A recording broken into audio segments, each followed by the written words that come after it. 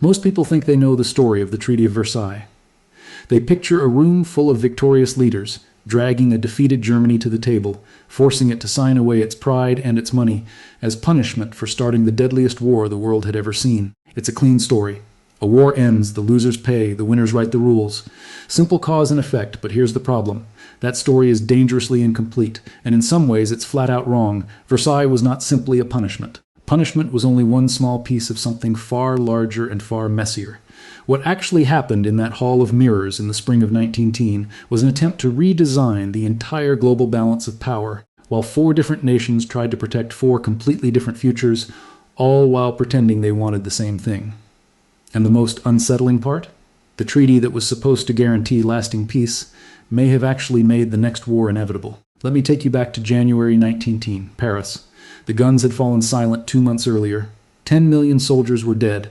Entire regions of France and Belgium had been reduced to churned mud and broken stone. And into this devastation walked the representatives of over 30 nations, all carrying the same impossible mandate.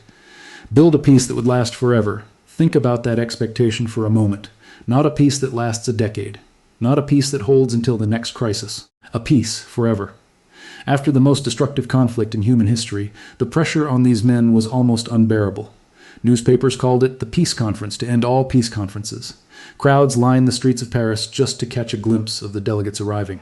There was genuine, overwhelming hope that something extraordinary was about to happen, and for a moment it looked like it might. But peace conferences are not built on hope. They are built on leverage, debt, fear, and self-interest. And underneath the flags and the formal photographs, 4 men were about to sit down at the same table, wanting 4 fundamentally incompatible things. Woodrow Wilson arrived from America carrying a vision of a new world order, built on transparency, self-determination, and collective security. Georges Clemenceau of France wanted something much simpler and much older, guarantee that Germany could never again cross the Rhine and burn French villages to the ground.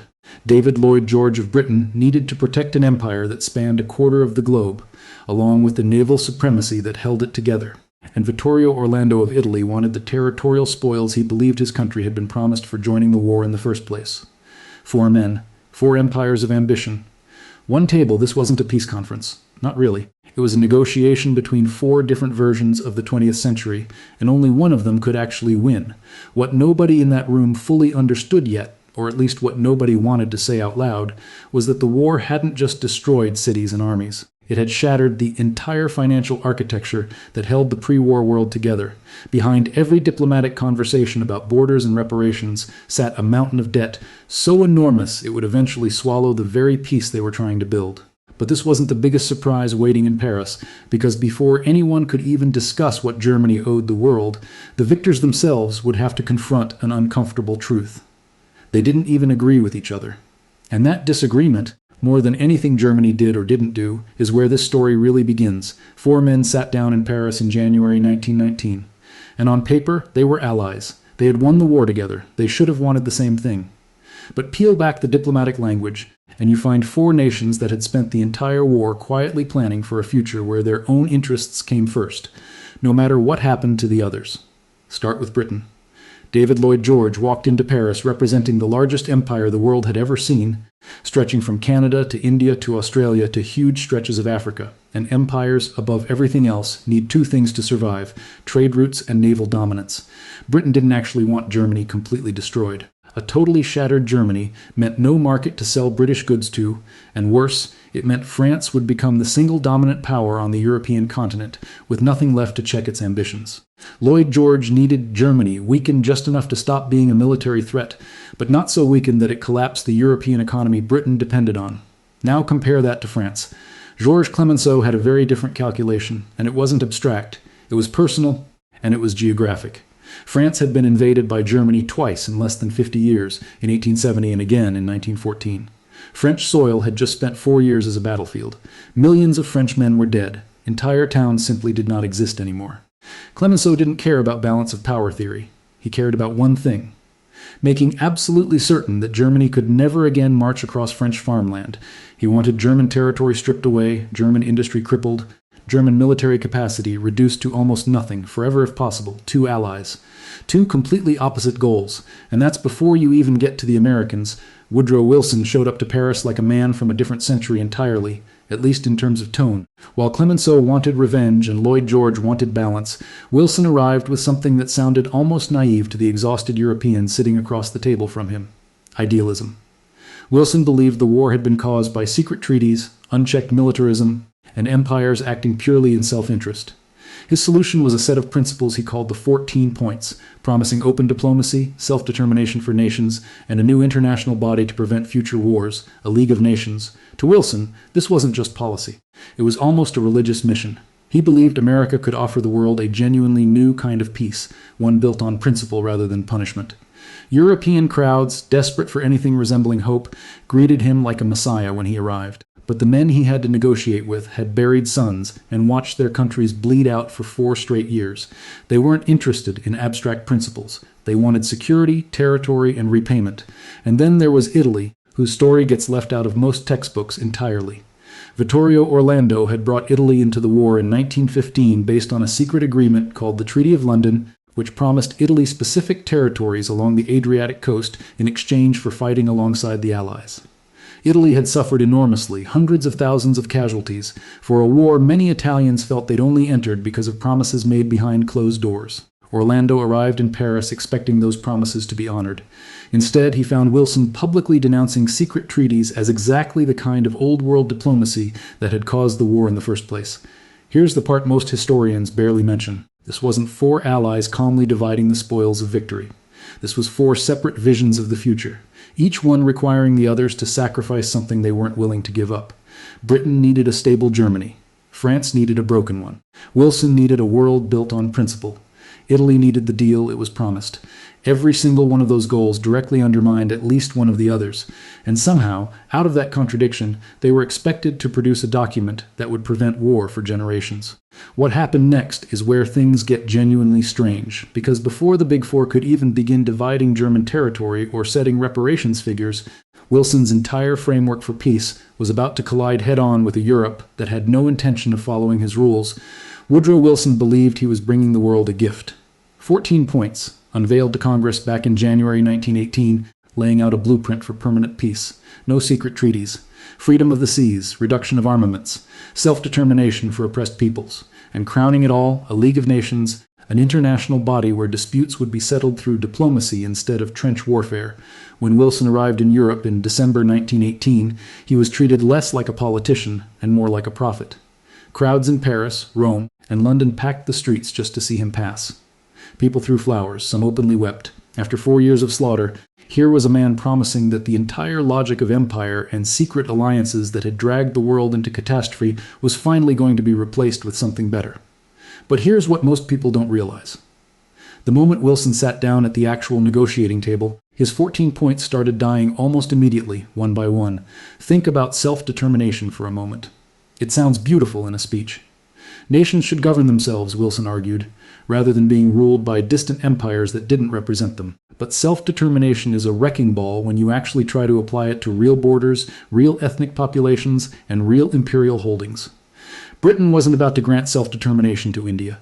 France wasn't about to grant it to its colonies in North Africa. And when it came to carving up the defeated Austro-Hungarian and Ottoman empires, the victorious powers discovered that applying self-determination consistently would have meant giving up territory and influence they had absolutely no intention of giving up. So the principle got applied selectively. Convenient when it justified breaking apart your enemy's empire. Inconvenient when it applied to your own. Then there was Wilson's insistence on transparent diplomacy. No more secret treaties negotiated behind closed doors. Except the entire Paris Peace Conference was, in practice, run by exactly that.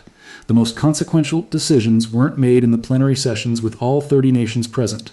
They were made in private rooms by the Big Four, often without even consulting the smaller countries whose futures were being decided. Wilson had promised the end of secret diplomacy, and then helped conduct the most consequential secret diplomacy in modern history. This is where the real story begins to diverge from the myth. Wilson wasn't a fool. He understood, at least eventually, that his idealistic framework was colliding with a Europe that had spent 4 years being bled dry and had no patience for principles that didn't serve their immediate survival. Clemenceau reportedly complained that talking to Wilson felt like negotiating with Jesus Christ himself, full of moral clarity and completely detached from the brutal realities of post-war Europe. Lloyd George, more pragmatic, simply worked around Wilson's principles whenever they threatened British imperial interests, while publicly praising the nobility of his vision. And here's the mechanism most people never connect. Every time Wilson compromised one of his 14 points to keep the conference moving forward, he was making a trade. He needed European support for his signature project, the League of Nations. So piece by piece, Wilson began sacrificing the other 13 points in order to protect that one institution he believed could fix everything else later. Self-determination could bend, freedom of the seas could bend, secret diplomacy, ironically, could absolutely bend. As long as the League survived, Wilson believed the rest could eventually be corrected through that institution. It was a gamble, and it meant that the treaty being drafted in these rooms was no longer a pure expression of any single vision. It was becoming a patchwork, part French vengeance, part British balance of power calculation, part Wilsonian idealism, all stitched together under enormous time pressure, with genuine peace becoming secondary to simply producing a document everyone could sign. But there was something else happening underneath all of this diplomatic maneuvering, something almost nobody discussed in public sessions, something that would end up shaping the treaty far more than any of Wilson's 14 points ever could: money, not abstract economic theory. Actual, staggering, immediate debt. Britain and France didn't just need Germany punished. They needed Germany to pay. Because Britain and France themselves were drowning in obligations to a creditor most people don't immediately think of when they picture the end of World War I. The United States. And that hidden financial crisis, the one running beneath every speech about honor and self-determination, is where this story stops being about ideology and starts being about survival. Here's a number that rarely makes it into the textbook version of Versailles. By the end of 1918, Britain and France collectively owed the United States roughly $10 billion in war loans. To put that into perspective, that's the equivalent of well over $150 billion in today's money, and that figure only counts the American loans. France also owed Britain enormous sums, creating a tangled web of debt where almost every major power owed money to almost every other major power except the United States, which had emerged from the war as the world's largest creditor nation for the first time in its history. Now think about what that actually meant for the men sitting in Paris. Britain and France hadn't just lost millions of soldiers. They had financed 4 years of industrial-scale warfare almost entirely on credit. Artillery shells, warships, aircraft, uniforms, food for millions of troops, all of it borrowed, mostly from American banks and the American government, on the assumption that victory would eventually make the debt manageable. But victory came, and the debt didn't disappear. If anything, it became more urgent, because now there was no war to justify continuing to borrow. Now there were angry voters back home, wondering why their countries were broke after winning. This is the part most people never connect to Versailles, and it changes the entire story. France, in particular, faced a brutal equation.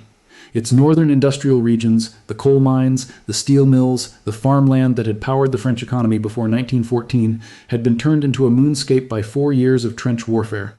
Rebuilding that infrastructure was going to cost an almost unimaginable sum, and France owed money to both Britain and the United States that it had no realistic way of repaying using its own shattered economy. So Clemenceau's government arrived at a solution that, on the surface, seemed almost obvious. Make Germany pay for it, not just as punishment, as financing. If Germany could be forced to cover French reconstruction costs, France could rebuild its economy and simultaneously use those reparations to help repay its own debts to Britain and America. Germany essentially became the mechanism through which the entire Allied debt chain was supposed to resolve itself. Britain had a slightly different angle on the same problem. Lloyd George's government needed reparations too, partly to repay its own American loans, but also because British voters, having just endured 4 years of rationing and grief, wanted to see Germany punished financially. There's a famous phrase from the 1918 British general election: campaign promises to squeeze Germany until the pips squeak. That wasn't just political theater. It reflected genuine public fury and genuine financial necessity tangled together into a single demand: make Germany pay for everything. And America, sitting across the table from both of them, had its own quiet priority, one Wilson rarely stated outright in public. The United States wanted its loans repaid. Full stop. Wilson might have been preaching a new world order built on principle, but back home, American banks and the American Treasury expected Britain and France to honor their debts, regardless of how those two countries chose to extract the money from Germany. Here's where the entire structure starts to reveal something uncomfortable. This wasn't simply victors punishing a defeated enemy out of moral righteousness. This was a financial daisy chain. Germany owed France and Britain. France and Britain owed the United States. And the only way that chain could theoretically hold together was if Germany, a country whose industrial base had also been damaged by war, whose currency was already unstable, whose population was hungry and exhausted, could somehow generate enough wealth to pay reparations massive enough to satisfy everyone above it in the chain. Economics had become inseparable from diplomacy. The men negotiating in Paris weren't just deciding moral questions about war guilt and punishment. They were designing a financial mechanism, one where every layer depended on the layer below it actually being able to pay. But before anyone could even calculate exactly how much Germany would owe, the Allied powers needed something else first. They needed a justification, a legal and moral foundation that would make it acceptable, in the eyes of the public and international law, to extract these enormous sums from a single nation, and that justification would come in the form of a single clause, buried deep in the treaty's text, that would end up outliving every other provision in terms of the bitterness it created. A clause that didn't just assign blame. It manufactured a legal weapon, 231. That's the article number. And if you know anything about how Germany would remember Versailles for the next 20 years, you already know why it matters more than almost any other clause in the entire treaty. Article 231 reads, "On its surface, like a simple statement of fact, Germany and its allies accept responsibility for causing all the loss and damage suffered by the Allied governments and their peoples as a result of the war." 50-some words. But those words weren't written to make a historical argument. They were written to solve a legal problem. Here's the mechanism most people never learn about. Under existing international law at the time, a defeated nation generally couldn't be forced to pay unlimited reparations just because it lost a war.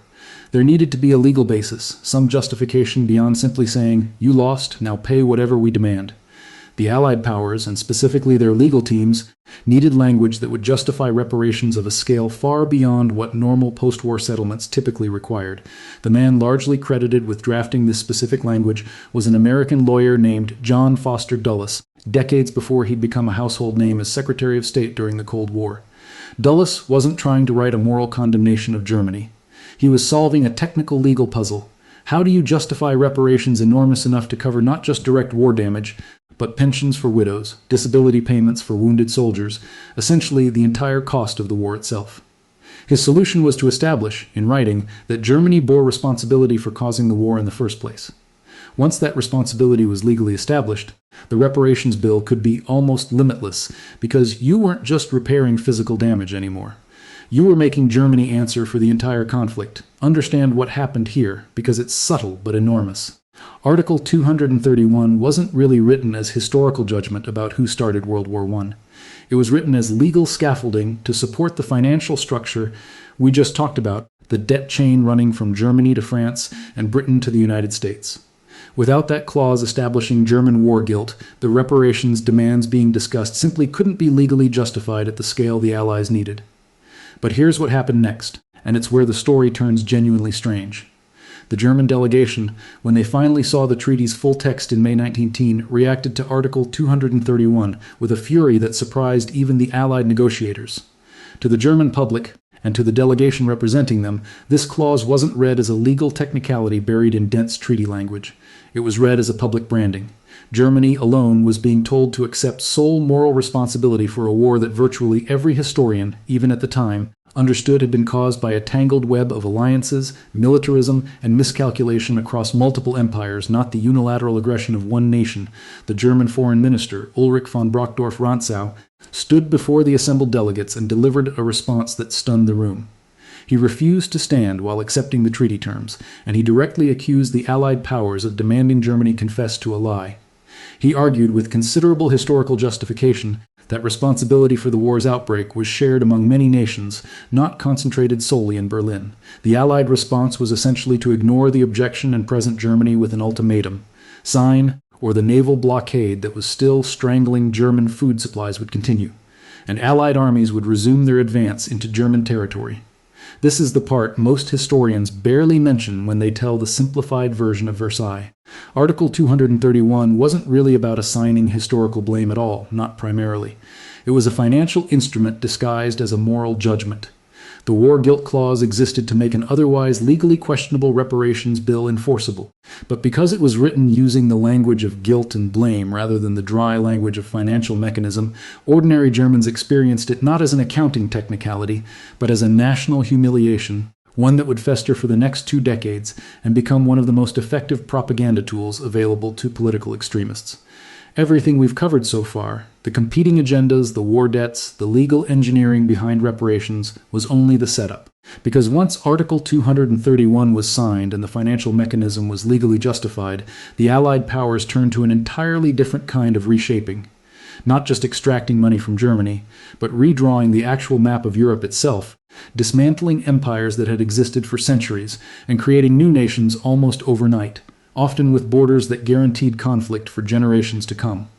While the world's attention focused on Germany, something even more radical was happening across the rest of Europe. Entire empires that had existed for centuries were simply being erased from the map, and new countries were being invented, sometimes in a matter of weeks, by men who had never visited the territories they were carving up. Consider the scale of what actually collapsed after 1918. The Austro-Hungarian Empire, which had ruled over more than 50 million people across Central Europe for generations, dissolved almost entirely. The Ottoman Empire, which had controlled vast stretches of the Middle East for over 600 years, was being dismantled piece by piece. The Russian Empire had already collapsed into revolution and civil war. Germany's own overseas colonial empire was simply being redistributed among the victors. This wasn't a treaty being negotiated between stable nations. This was the complete reorganization of political power across 3 continents, happening simultaneously under enormous time pressure by a handful of men working from maps that often didn't reflect the actual ethnic, linguistic, or religious realities on the ground. New countries emerged that hadn't existed as independent states in generations, or in some cases had never existed at all in their new form.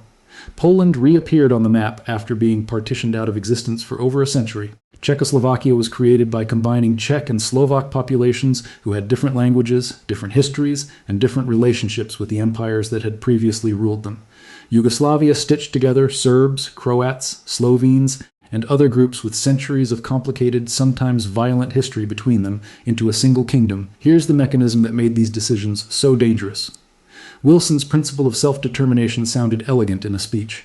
In practice, drawing borders that perfectly separated ethnic populations was almost impossible, because for centuries these populations had lived intermixed across the same territories. Germans lived scattered throughout Czechoslovakia, particularly in a region called the Sudetenland. Hungarians found themselves suddenly living outside Hungary, inside newly created Romania or Czechoslovakia.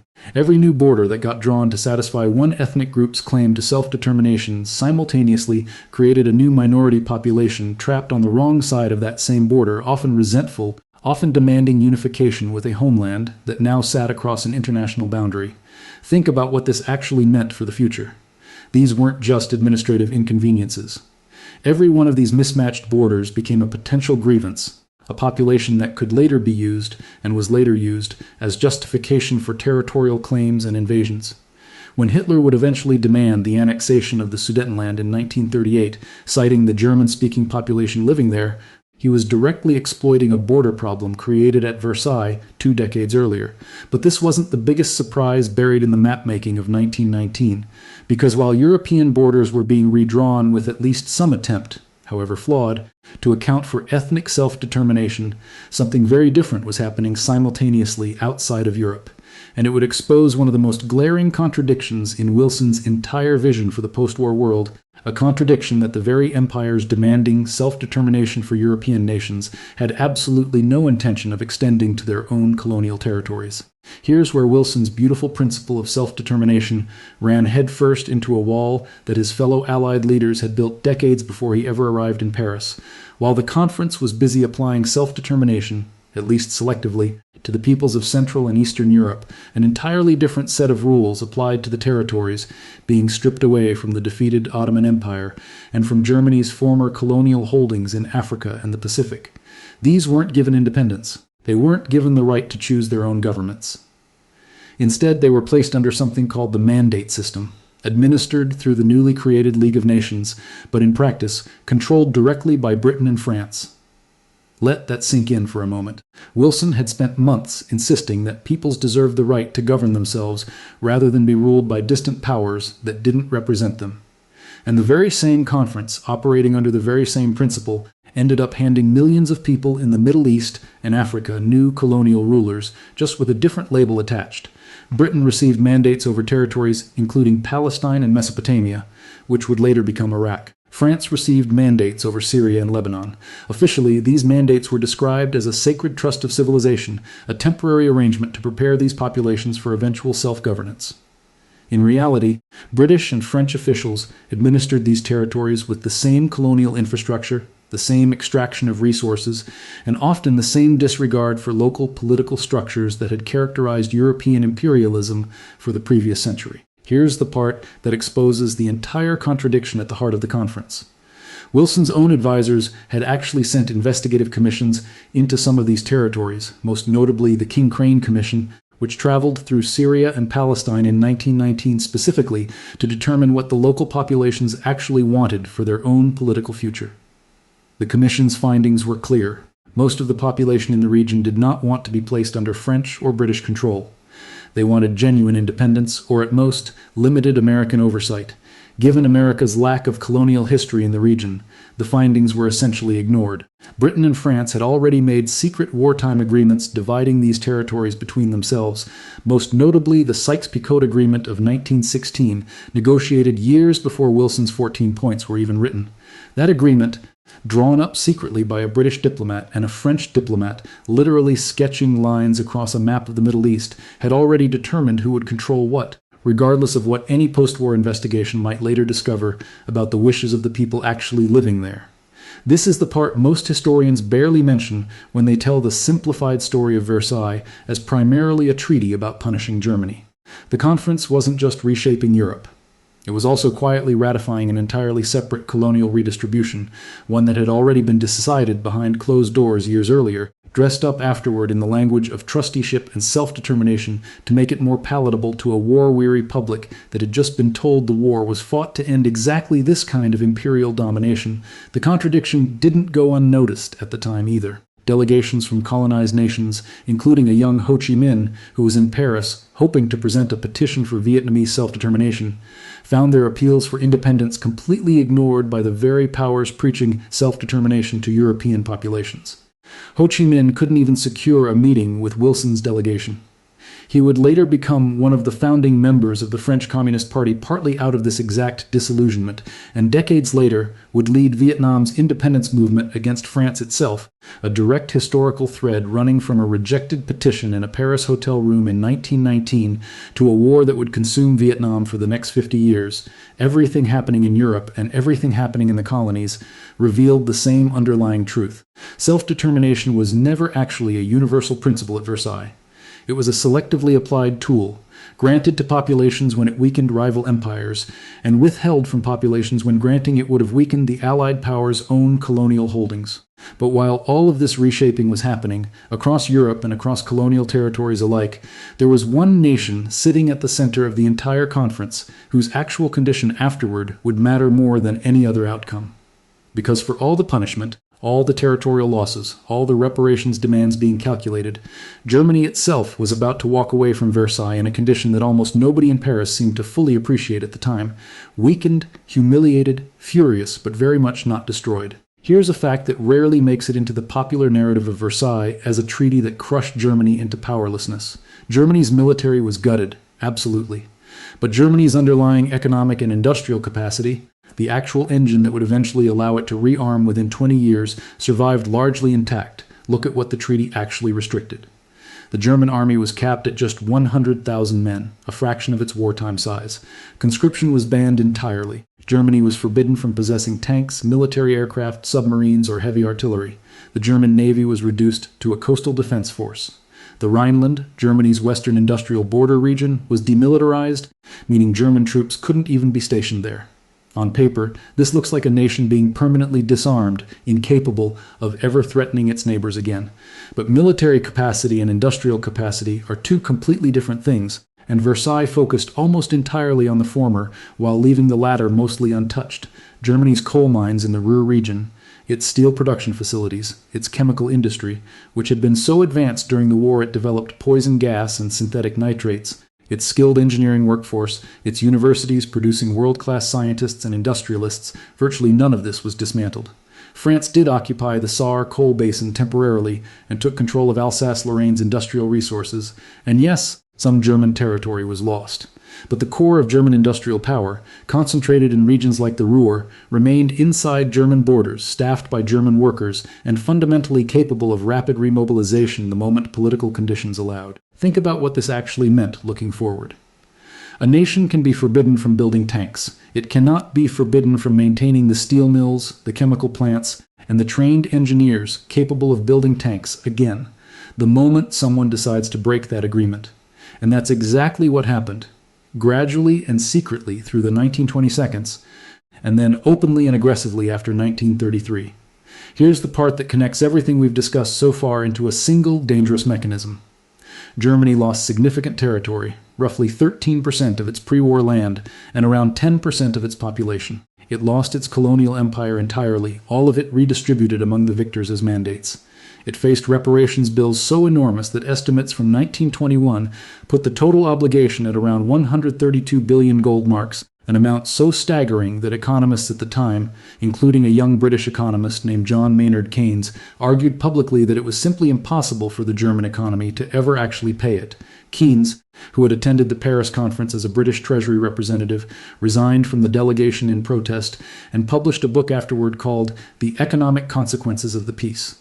His argument was blunt. The reparations demands weren't just harsh. They were economically self-destructive, guaranteed to create a financially unstable Germany at the very heart of Europe, which, in turn, would destabilize the entire continent's economy. Keynes was largely dismissed by mainstream political opinion at the time as overly sympathetic to Germany. Within a decade, his predictions would look less like sympathy and more like prophecy. But this wasn't the biggest surprise buried in Germany's post-war condition, because here's what almost nobody in Paris fully accounted for in 1919.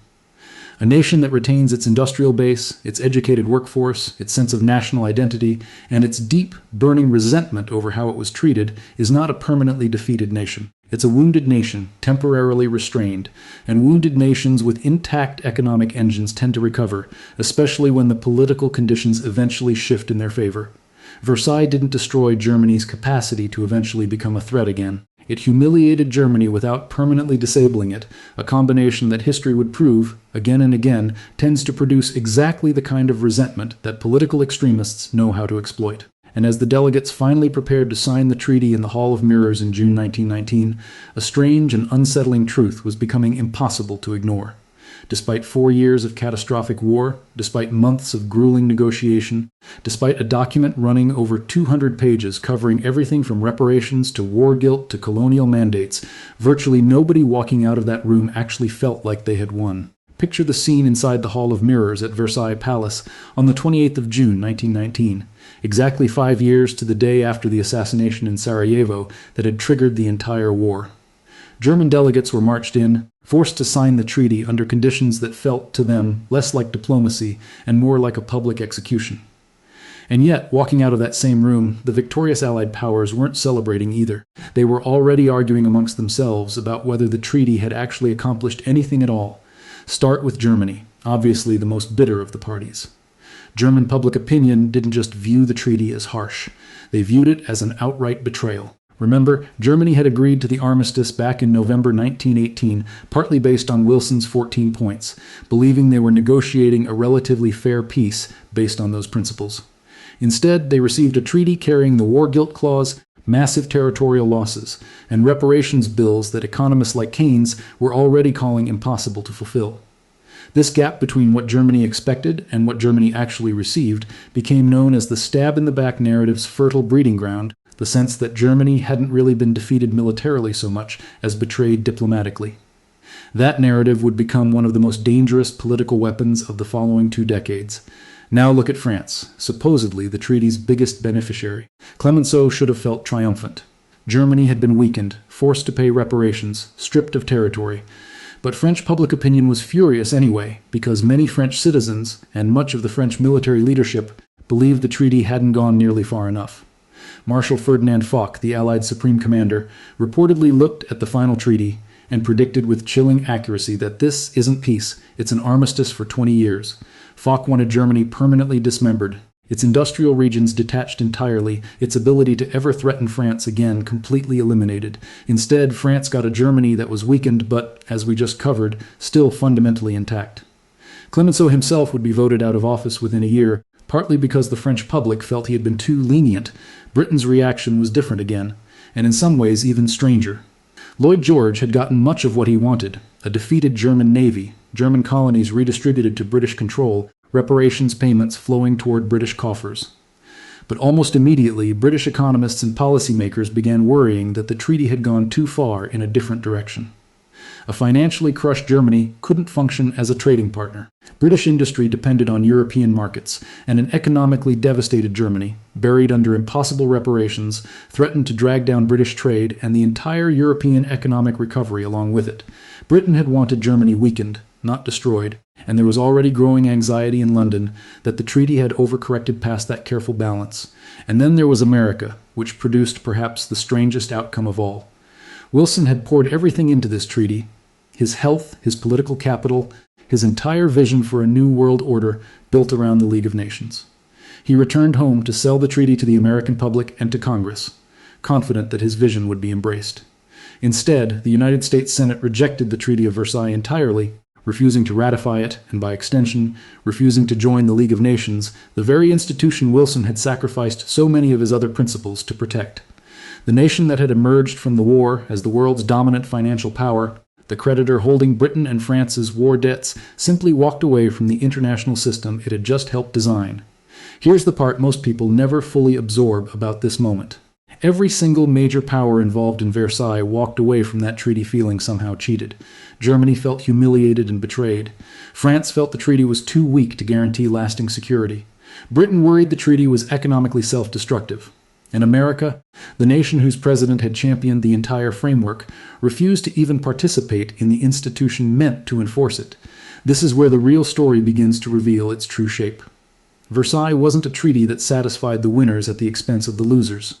It was a treaty that left every single party dissatisfied simultaneously, a compromise so fractured that it managed to create resentment in every direction at once. And underneath all of that political frustration sat the financial mechanism we discussed earlier, the reparations, the debt chains, the entire structure depending on Germany, somehow generating enough wealth to satisfy obligations that its own economy could not realistically support. That fragile financial structure was about to be tested. And when it finally broke, just a decade later, it wouldn't just topple Germany's economy. It would help drag the entire world into an economic catastrophe and set the stage for exactly the kind of political extremism that thrives when desperate populations start looking for someone to blame. Here's the mechanism that connects everything we've covered into a single, continuous chain of collapse, and it's the part of this story that almost never gets fully explained. Germany's reparations bill, that staggering figure of 132 billion gold marks, was never actually paid in full through direct German production and exports the way the original architects of the treaty imagined. Instead, a strange and fragile workaround emerged during the 1920 seconds. American banks began lending money directly to Germany, private loans flowing from New York into German industry and German municipal governments. Germany then used a portion of that borrowed American money to make its reparations payments to France and Britain. France and Britain then used those reparations payments to repay their own war debts back to the United States. Sit with that for a second, because it's almost absurd when you see it laid out plainly.